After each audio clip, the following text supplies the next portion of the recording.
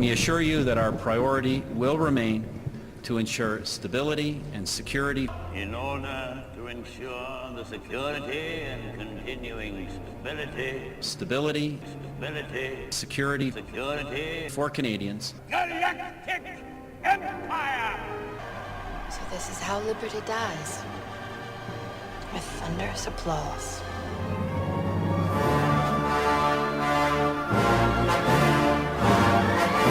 You are listening to the election fallout on oppositionradio.com. TV party tonight! TV party tonight!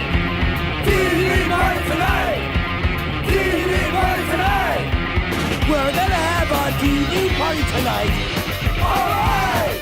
We're gonna have a TV party, alright! Tonight! We've got nothing better to do than watch TV and have a couple of brews. Everybody's gonna hang out here tonight! Alright! We'll pass out on the couch! Alright! Tonight! We got nothing better to do than watch TV and have a couple of brews. Don't talk about anything else. We don't wanna know. We're dedicated to our favorite shows. That's incredible. History Blues, Dallas, Friday. You sit glued to the TV set all night and every night. Why go into the outside world at all? It's such a fright. We got nothing better to do than watch TV and have a couple of brews. TV news shows what it's like out there. It's a scare. You can go out if you want. We wouldn't care. We got nothing better to do than watch TV and have a couple of brews. Don't talk about anything else. We don't want to know. We're dedicated to our favorite shows. Saturday Night Live, Monday Night Football, Jefferson, Vegas. I wouldn't be without my TV for a day, or even a minute. Don't even bother to use my brain anymore. There's nothing left in it. We've got nothing better to do than watch TV and have a couple of brews. Hey, wait a minute. My TV doesn't work. It's broken. What are we gonna do tonight? This isn't fair. We're away. We've got nothing left to do. Let's go TV and test a couple of brews. What are we gonna talk about? I don't know! We're gonna miss our favorite shows! No! That's incredible! No! Monday Night Football! No! Jefferson! No! Friday! No TV party tonight!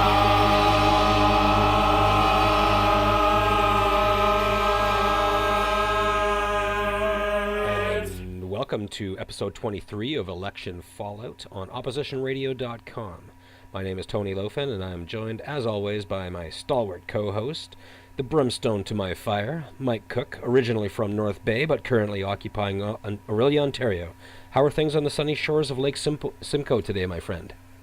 You know, they're all right. That song kind of brought a tear to my eye, though. That guy was so excited to watch TV, and his TV was broken.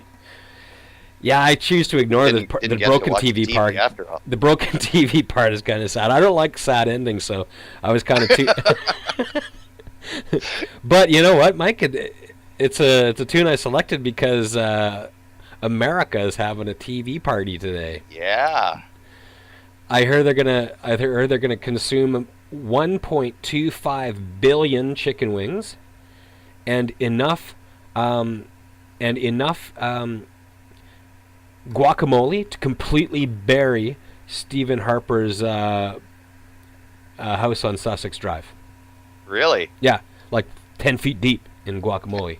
10 feet deep. Bury the whole house. Dip your way out of that, Stephen Harper.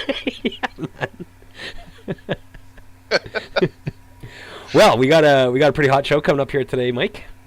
Yeah. There's lots good news. What's that? Sorry. There's lots of stuff going on in Canada right now that I need to vent about, so it's a great opportunity on this Sunday afternoon to do so. I got good news and I have bad news, though. The good news first is I've talked to Amy Miller, a previous guest of ours, and she's made interest in coming on another show down the road, probably later this month, when she releases her next documentary called Carbon Rush. So I look forward to talking to Amy Miller. Yeah, that's fantastic. And unfortunately, the bad news is we're going to have to reschedule the Dave Cole interview, but we'll have Dave Cole on in the future show, too. Mike, even when you give me bad news, I consider it to be good news, because if Dave Coles cannot join us today, and that probably means he's occupying some sort of battle line right now, and has much more important things to do than just idly sit around on a TV party Sunday afternoon and talk with us. And of course, for people that don't know, Dave Coles is the famous gentleman who confronted 3 undercover officers who were disguised as black bloc anarchists and exposed them as being police agents provocateurs, and forced a confession from La Sûreté Quebec that they did indeed use agent provocateurs to infiltrate the black bloc, and given the fact that they were carrying weapons and ready to incite violence, it kind of shed some light on a tactic that protesters have always said the police use, but we never had absolute proof or an admission. It certainly does. I would have liked to have talked to Dave Coles today about, well, not just that, because I'm sure he's done a lot since 2007 other than that. And, oh my God, yeah. Yeah, and he, of course, is the president of the Communications, Energy, and Paper Workers Union, and I would have liked to have talked to him about what's happening in London right now.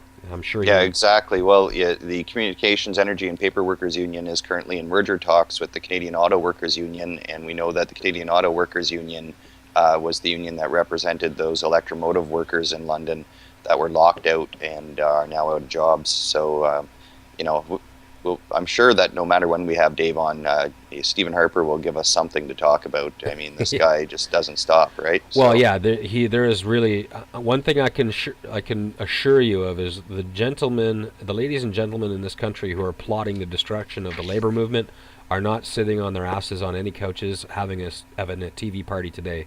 They are relentlessly pursuing their end game of destroying the labor movement and the middle class of this country.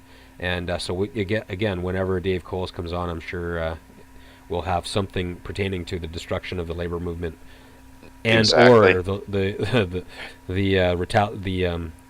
fighting back that's hopefully going to be going on soon, Yeah, well, there's lots of developments going on in the Canadian labor movement, and I think that they understand that labor movement in Canada is at a new point, and as much as they've always worked for social change, I think they realize that has to be their focus even more, because their need for being won't even be there if they can't keep somebody at bay like Stephen Harper. So that seems to be their premier focus, developing on their horizon, even more so than it has been in the past. So we'll have Dave on another day. Yeah, and it's funny you should mention keeping Stephen Harper at bay, because the labor movement is going to have to consider exactly how they're going to unseat this prime minister, because without doing so, I mean, we'll be lucky to have unions in 4 years under this government.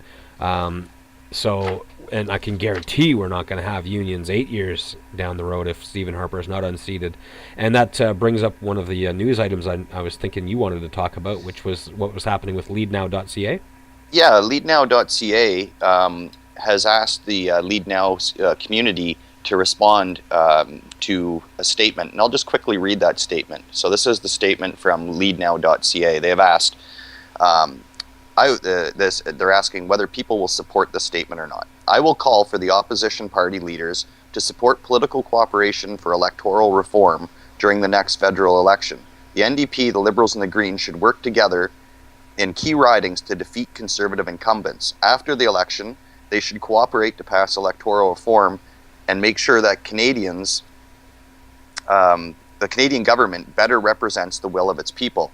If you support this statement, do you think that Lead Now should organize a campaign to ask Canadians to join a party of their choice and to suggest cooperation for electoral reform I'm sorry, I'm messing up this quote. But they basically are asking people if they're willing to support the idea of the opposition parties joining together and cooperating to defeat Stephen Harper and then leading next to electoral reform. And the findings that came out of this after 8,000 people responded, 73.5% strongly agreed. That was 5,872 people. Another 1,726 people agreed. So that's a total of 95% support. So this is kind of interesting as a development. It might show that Nathan Cullen's position in the NDP leadership race might have more traction than people were originally giving him credit for. And, so I think this is a very interesting development, and I think everybody who's interested in this should go to Lead Now, join the Lead Now community, and get involved in this. I think it's a great incentive, a great idea.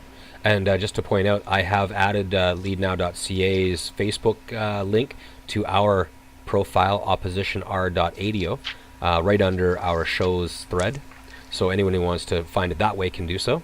And I do agree with you, Mike, that the more we talk about the issue of uniting the progressives in this country, the better it looks on Nathan Cullen, who is the only NDP candidate who has openly said that he'd be willing to at least discuss this issue with the Liberals.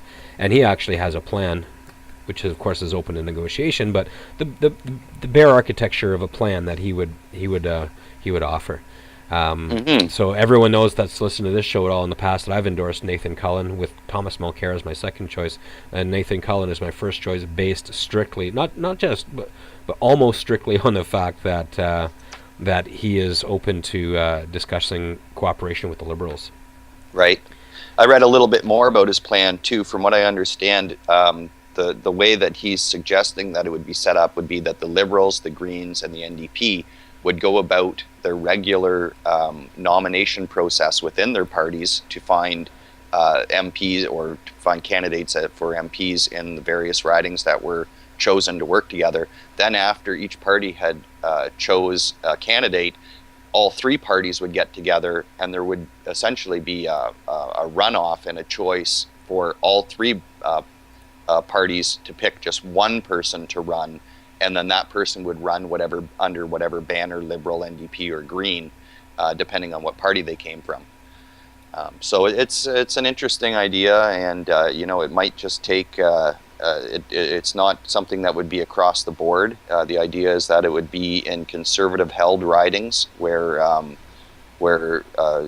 these opposition parties can avoid any vote splits. And that now, kind of thing. What I would point out is I like this plan in broad strokes. I like the fact that there is a plan that Nathan Cullen would offer.